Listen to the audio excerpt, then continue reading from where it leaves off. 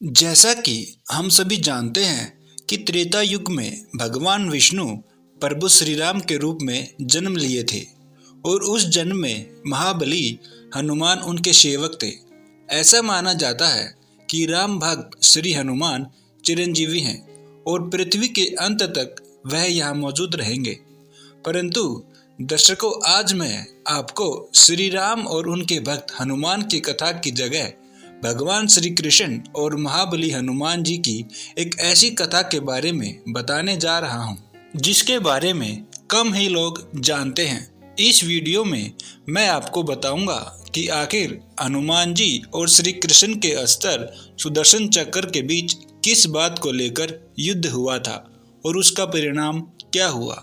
ऐसी ही धार्मिक और पौराणिक कहानियाँ सुनने के लिए हमारे इस चैनल को सब्सक्राइब जरूर करें और इस वीडियो को लाइक करना ना भूलें। कथा के अनुसार एक समय सुदर्शन चक्र को अपनी शक्ति पर अहंकार हो गया। वह मन ही मन सोचने लगा कि तीनों लोकों में उससे बड़ा कोई भी शक्तिशाली नहीं है। सुदर्शन चक्र को यह अभिमान हो गया कि भगवान श्री कृष्ण भी अंत में दुष्टों का विनाश करने के लिए मेरी ही सहायता लेते हैं। उधर इस बात का ज्ञान जब भगवान श्री कृष्ण को हुआ तो उन्होंने निश्चय किया कि किसी भी तरह सुदर्शन चक्र के अहंकार को तोड़ना ही होगा। फिर भगवान श्री कृष्ण ने सुदर्शन चक्र के अभिमान को तोड़ने के लिए हनुमान जी की सहायता ली और उन्होंने हनुमान जी को याद किया। कहते हैं कि दूर रहते हुए भी भक्त और भगवान दोनों एक दूसरे की बात समझ जाते हैं। इसलिए कृष्ण जी के याद करते ही हनुमान जी समझ गए कि प्रभु उन्हें याद कर रहे हैं। हनुमान जी यह जानते थे कि उनके प्रभु श्री राम और श्री कृष्ण एक ही हैं। इसलिए वो बिना किसी देरी के द्वारका के लिए निकल पड़े और द्वारका पहुंचकर वो श्री कृष्ण से मिलने दरबार में जाने के बजाय द्वारका के राज उपवन में चले गए। उपवन पहुंचने पर उन्होंने देखा कि वहां के वृक्षों पर बड़े ही मीठे और रसीले फल लगे हुए हैं। हनुमान जी को भूख भी लगी थी, इसलिए उन्होंने वृक्षों से फल तोड़कर खाना शुरू कर दिया और फिर जब उनका पेट भर गया तो वो वृक्षों और उस पर लगे फलों को तोड़कर फेंकने लगे। उधर जब इस बात का पता दरबार में बैठे भगवान श्री कृष्ण को पता चला तो वे मन ही मन मुस्कुराने लगे और फिर उन्होंने अपनी सेना को आदेश दिया कि जाकर उस वानर को पकड़ लाएं। श्री कृष्ण का आदेश पाते ही उनकी सेना हनुमान जी को पकड़ने के लिए राज उपवन के लिए निकल पड़ी। वहां पहुंचकर सेना ने हनुमान जी को ललकारा और कहा, हे मूर्ख वानर, तुम बाग क्यों उजाड़ रहे हो और इस तरह इन फलों को क्यों तोड़ रहे हो? क्या तुम नहीं जानते कि यहाँ का राजा कौन है?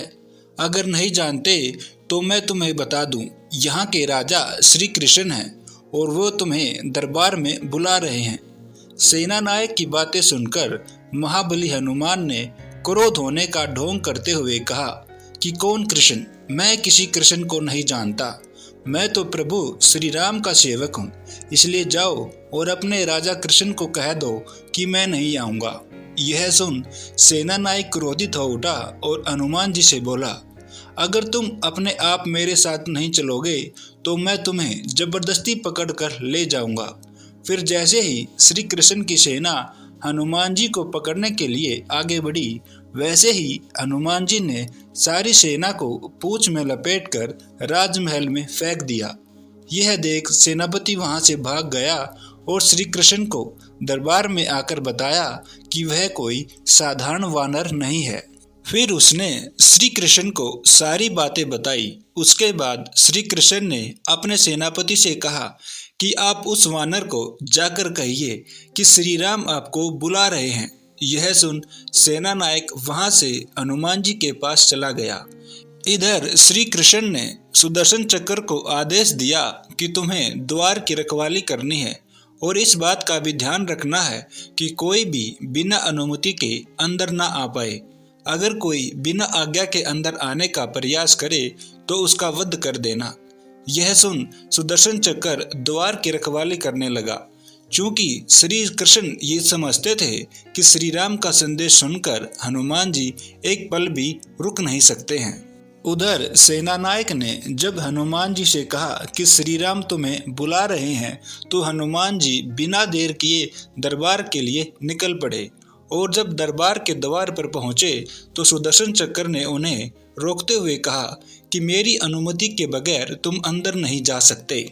किंतु सुदर्शन चक्र यह नहीं जानता था कि जब श्री राम बुला रहे हों तब हनुमान जी को तीनों लोकों में कोई नहीं रोक सकता।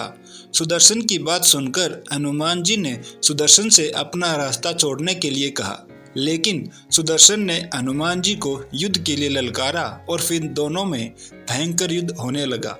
किंतु कुछ देर बाद जब हनुमान जी को यह ज्ञात हुआ कि सुदर्शन के साथ युद्ध में उलझकर मेरा समय बर्बाद हो रहा है, तो उन्होंने मन ही मन सोचा कि किसी भी तरह इस युद्ध को जल्द ही समाप्त करना होगा।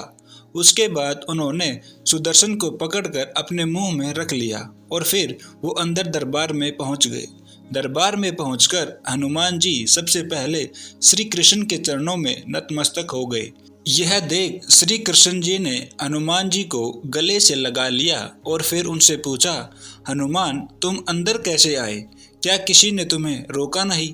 तब हनुमान जी ने कहा, भगवान सुदर्शन ने रोका था, परंतु मैंने सोचा आपके दर्शनों में ज़्यादा विलंब न हो, इसलिए मैं उनके साथ युद्ध में नहीं उलझा और उसे मैंने अपने मुंह में दबा लिया। इतना कहकर हनुमान जी ने अपने मुंह से सुदर्शन चक्र को निकालकर श्री कृष्ण के चरणों में रख दिया।